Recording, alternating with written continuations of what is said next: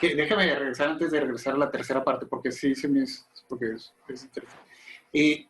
Cuando yo ahora recordando el libro, de las cosas que yo creo que me voy a acordar más son de las partes que son el planteamiento de la situación.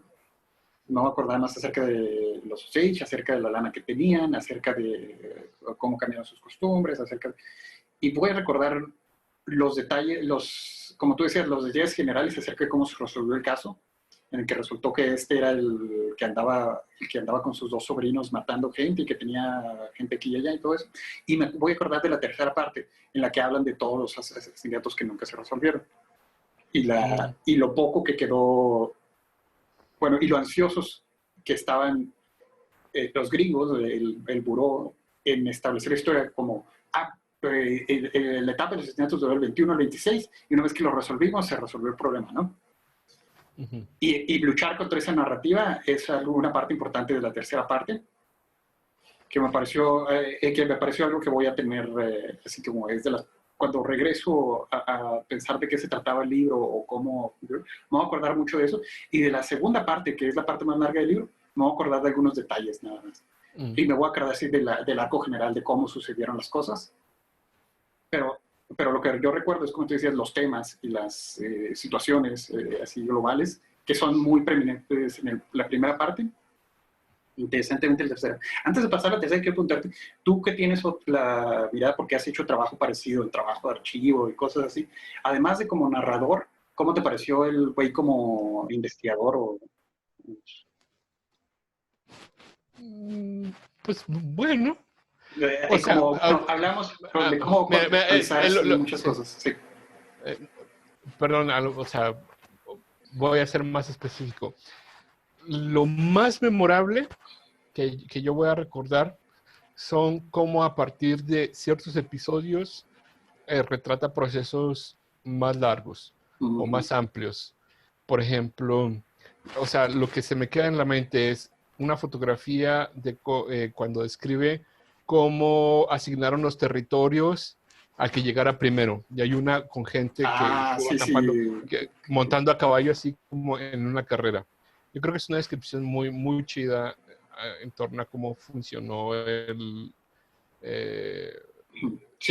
imposición de la propiedad privada en grandes extensiones de Estados Unidos y el despojo y todo eso.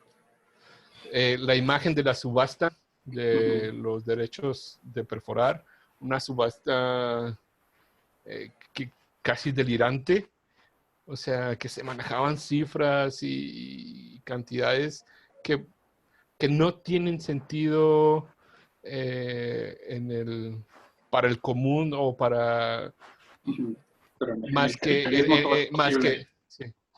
en esta figura como que nosotros decimos la fiebre del oro, del petróleo, etcétera, ¿no? O sea, es esas ganancias, cómo se concretizan las fantasías y el deseo a partir de las ganancias y la acumulación futuras, ¿no?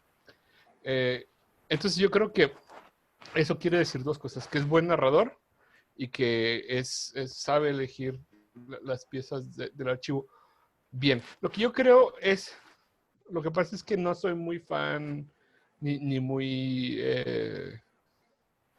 interesado tanto del proceso judicial, de las intríngulis, y el güey debe tener mucho mérito por haber revisado los archivos del FBI y eso. Debe haber leído cajas y cajas y cajas y cajas de posiciones, de listas de y luego para descubrir un nombre que es mencionado acá, no sé, y él le da orgullo en la tercera parte. Es cuando cuenta sus procesos. Sí. Pero para mí, no sé, no, es algo que la ficción hace de manera más magistral, pues. Entonces es difícil, aún y que digas, no, pues está cabrón, porque eso realmente le requirió mucho trabajo. Narrativamente desmerece, no sé si desmerece, pero no me impresiona tanto. Por eso, pero sí tiene mucho trabajo y todo eso, pero no es lo que a mí más me llama la atención. Lo que me llama la atención es, y tiene sensibilidad a retratar procesos históricos, así básicamente. pero también a lo mejor habla de mí como lector, no tanto de él como No, me escritor. interesa mucho de ti como lector, cómo lo viste, porque, o sea, el güey tiene muchas, a pesar de que él está tratando de hacer una labor de historiador narrativo, lo que sea, el güey hace muchas reflexiones de carácter sociológico y de carácter antropológico en sus observaciones acerca de cómo funciona la sociedad, acerca de cómo la gente tiene estos valores y esto. Entonces, el güey tiene que describir el estado de los Estados Unidos en ese momento. Y para hacerlo tiene él que hacer uso de su sensibilidad como persona, como Además, sí. historiador y todo eso. Y para mí es muy difícil, es imposible para mí leerlo y decir, yo creo que este güey está malinterpretando, o yo creo que este güey está tratando de meter otras ondas que no están en este contexto, o yo creo que está extrapolando de más, o algo así. A mí me pareció que era muy preciso en las partes en las que él añade su juicio y en las que él añade sus veredictos acerca de por qué sucedieron estos eventos y cuáles eran las motivaciones de algunos personajes y todo eso. Pero me parece que es un trabajo que a veces los historiadores, los sociólogos y los antropólogos tienen mucho cuidado y mucho miedo y mucho escrutinio cuando lo hacen.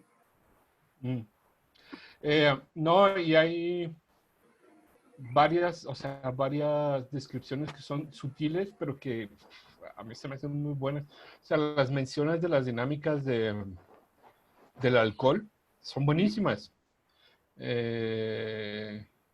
Las descripciones de estos procesos de tutelaje o cómo el ciudadano norteamericano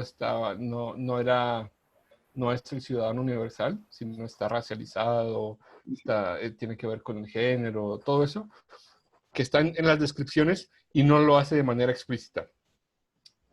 Cuando empiezo a hacer explícitas las cosas, creo yo, es que a mí ya no me agradó. La tercera parte creo que la intención era precisamente eso, decir, esto que nosotros vimos y que describí como un caso judicial era mucho más extendido y básicamente lo que está diciendo era un estado social, eran unas ciertas condiciones que permitieron que esos asesinatos... A mí me recordó mucho Ciudad Juárez, la verdad, y me gustaría saber qué opinas, porque según lo brillante de la primera y de la segunda parte, para mí era absolutamente innecesario hacer tan machacadas referencias a que Hale no era el único o que no fueron solo esos años. O sea, yo lo había entendido así.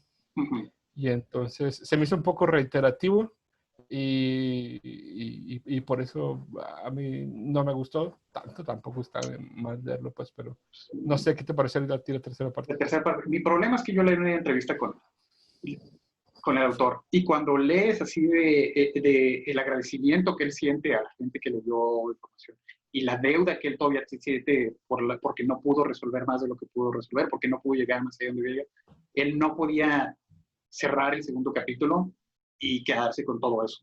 Él tenía que hablar de sus visitas, tenía que hablar de la gente que había conocido, tenía que mostrar cómo era la comunidad ahora y tenía que incluir todo, así como prácticamente decir, pues hice lo que pude, o sea, perdón, no podía hacer más, así como, y detallar así qué es lo que hizo y así. Y me parece así como simpático, no como eso mejoró el libro, pero entiendo por qué él no podía evitar hacerlo, tenía que hacerlo, él personalmente no podía dejar las otras partes que no había logrado incluir en mi historia, no podía dejarlas afuera, porque para él moralmente sentía que era como su responsabilidad hablar más de ellas. Pero tiene razón, o sea, estoy seguro que cuando hago la película y se resuelva el asesinato, lo último que va a haber va a ser una pared de texto diciendo todos los cientos de asesinatos, miles de asesinatos que no se resolvieron, para que la gente, después de haber estado tan metida así en el asesinato de 4 o 5 personas, y haber quedado así con esa sensación así de horror y de satisfacción de, sí, es que qué maldad, 5 personas muertas, cuánto horror y todo eso, y luego ver la lista de los cientos que nunca se resolvieron y los horrores que hubo, todo eso. y eso es como, como el punchline es el golpe final de la carga del libro, que es solamente una fracción de lo que pudo haberse contado.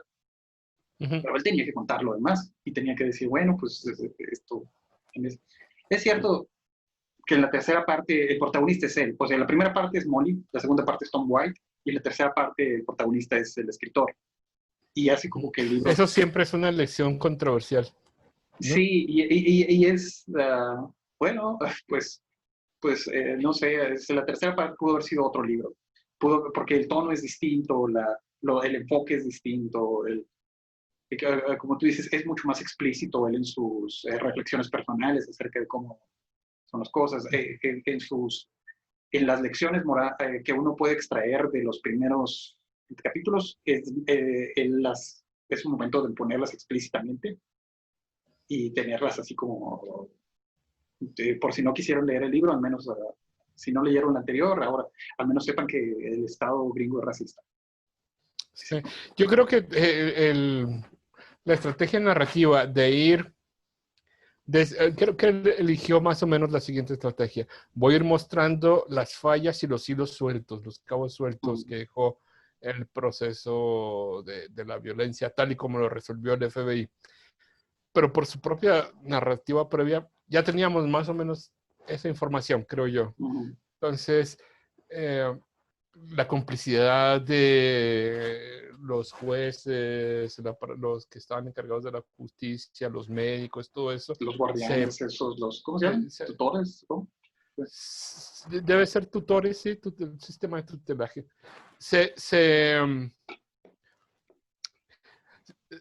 Creo que desmerece un poco al presentarlos como que él descubrió eso. Sí, o sea, más bien quizá había una continuidad como detectivesca, como, ay, y me entrevisté con este y me dijo y busqué y pero no sé. Sí. O sea, a lo mejor hubiera sido más interesante presentarlo, no sé, de alguna, como yo me lo imaginaría, es así como presentar lo abrumador que había sido la dimensión de los muertos, pero no siguiendo el camino del investigador, sino el camino de la gente viva que pasó mucho tiempo tratando de averiguar qué había pasado con sus familiares. O sea, no tanto sus descubrimientos, que eran como reiterativos, sino decir, y me encontré con cientos de familias que habían gastado mucho dinero, que vivían todavía en incertidumbre, de que les había pasado, que necesitaban cierres. Sí, hablas muy casualmente de la diáspora, de la gente que se tuvo que ir de la reservación en miedo, pero no sigue a esas.